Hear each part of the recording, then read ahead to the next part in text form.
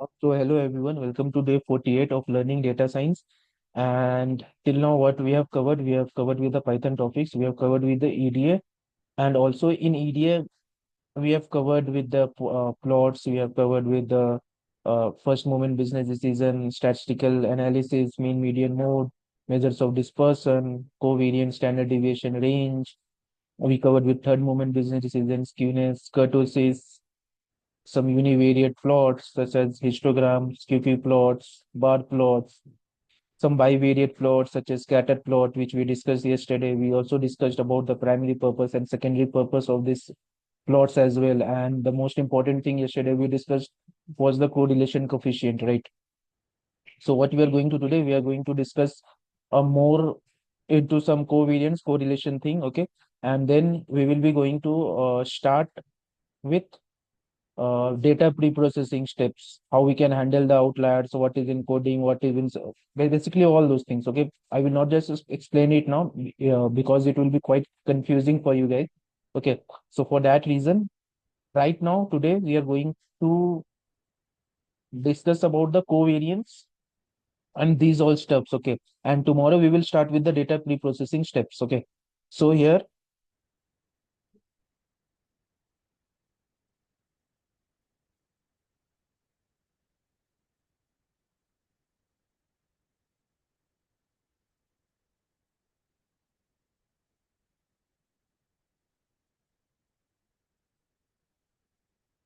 yesterday we discussed about the scatter plot. Okay, and basically in scatter plot what we discussed, you can see here what is the primary purpose of this scatter plot. It is used to check the data is linear or not, how is the data related, whether is it strongly related, what is the direction.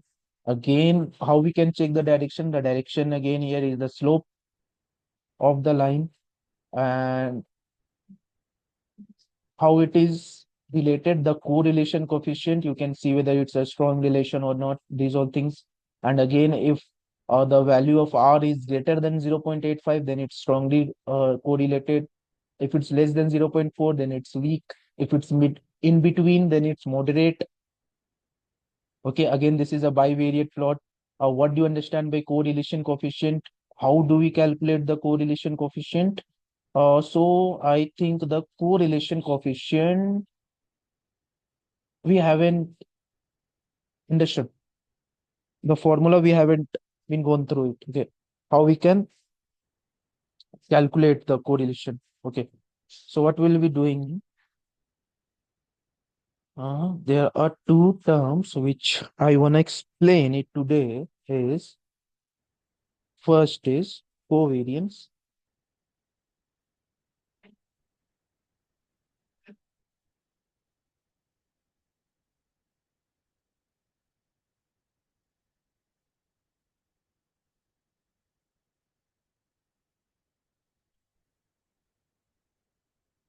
Covariance formula. Okay. So what is the formula for covariance? You can see here, like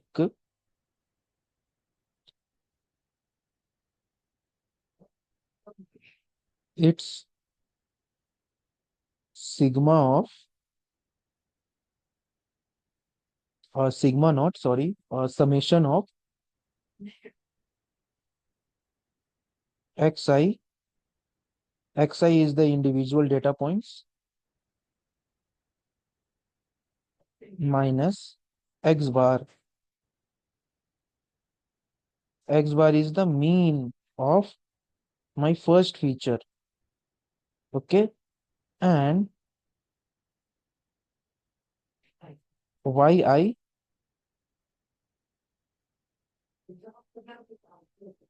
minus y bar. Okay, so basically this is my second feature y. Okay, and in denominator we will write it n minus 1. N is basically the number of elements, the number of terms. Okay,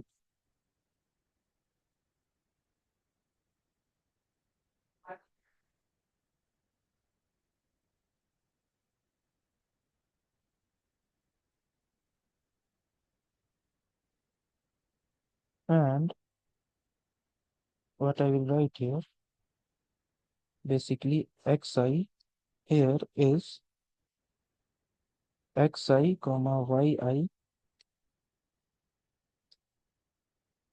are the individual data points. Okay,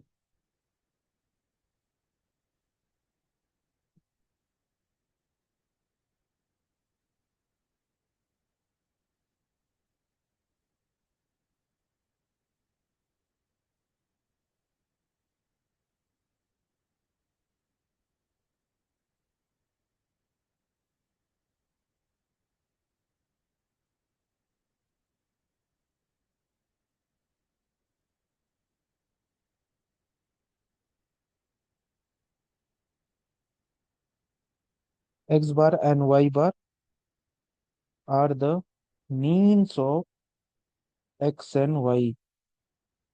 Okay, and what is it is number of data points.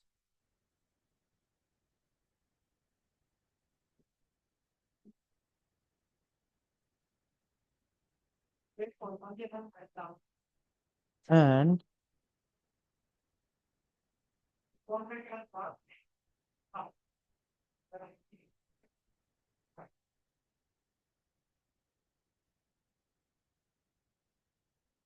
n minus 1 it is used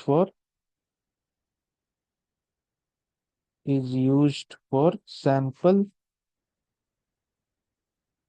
covariance. Okay, and here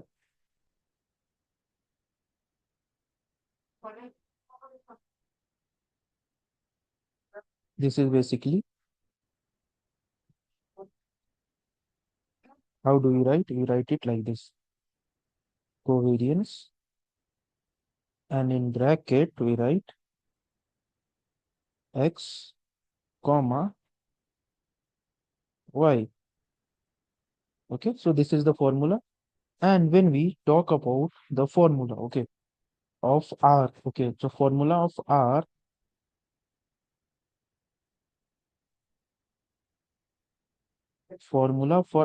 what is formula for R? It is covariance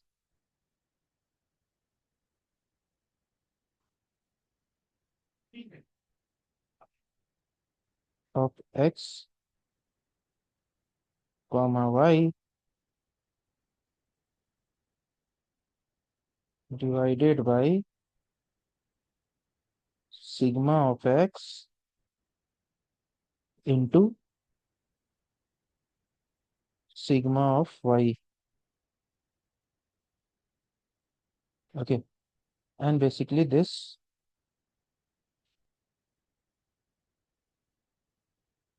particular thing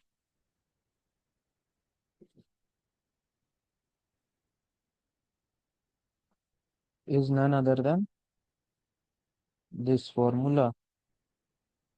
Okay,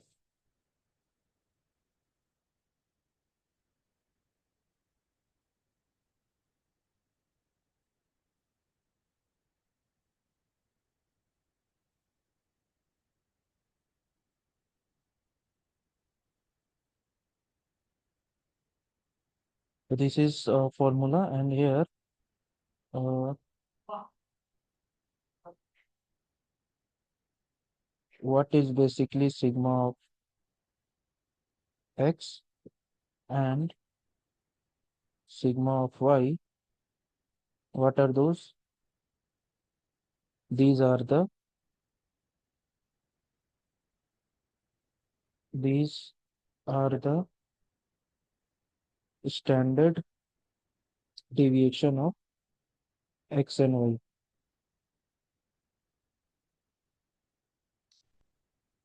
And covariance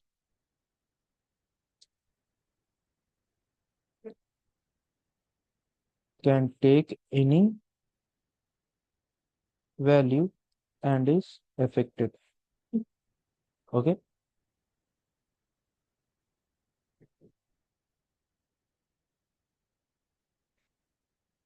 And also one thing you have to keep in mind, remember, what is that? That correlation, correlation standardizes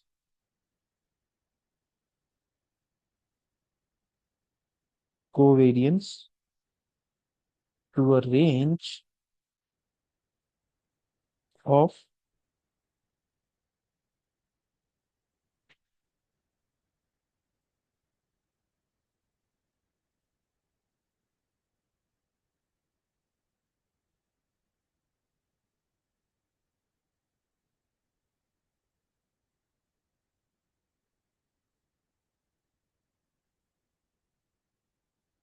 -1 till +1,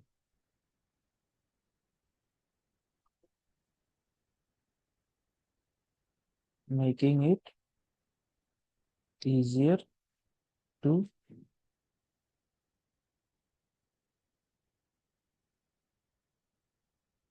-1, making it easier to interpret. Okay.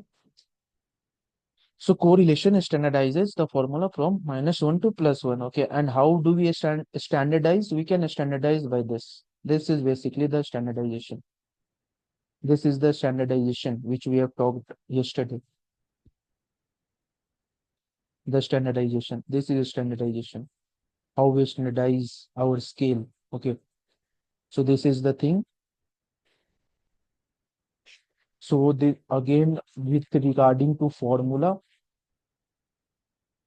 you might have understood that basically what is there. Okay. So for example, now I will take some data points. Okay. And I will try implementing it. Uh, I will take some data points.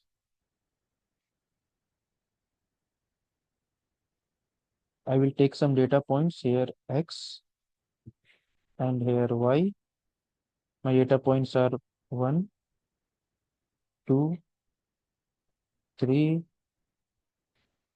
4, 5. And in Y, 6.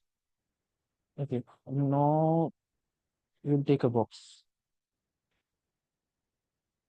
My data points X is equal to 1, 2, 3, 4, 5. Okay. And in my Y, it is 6, 7, 8, 9, 11. Okay. So basically these are all my data points, and now we have to find the covariance. Okay.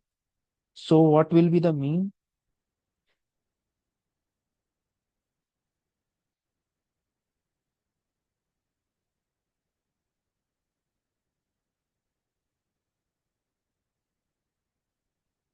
What will be the mean? The mean of X bar, obviously it's 3. Okay. Why? Because 1 plus 2 plus 3. Here, if we calculate mean, here, if we will calculate X bar, so X bar here is 3. And what is Y bar? Again, 7 plus 6, 13. 13 plus 17, which is 30. 30 plus 11, 41. 41 divided by 5. So my Y bar will be, my Y bar will be somewhere around 8. I'm avoiding the point so that it will be a better calculation will be there. You can take here instead of 10, 11. If we will take here 10, if we will take here 10, so obviously it will be 8. Okay. Now we will implement this formula. We will implement this formula. We will write here what is X minus, we will write here 1 minus 3 1 minus 3 plus 2 minus 3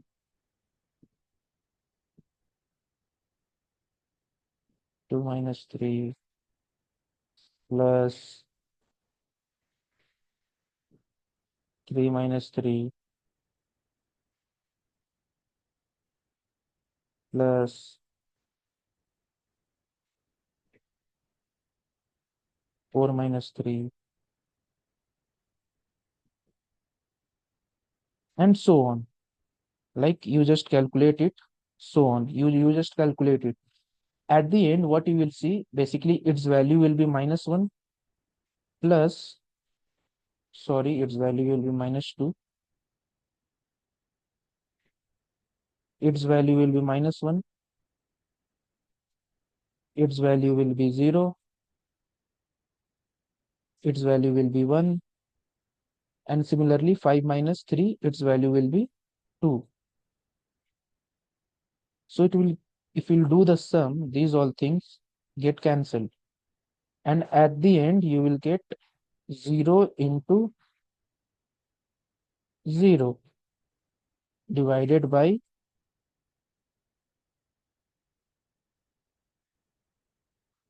0 into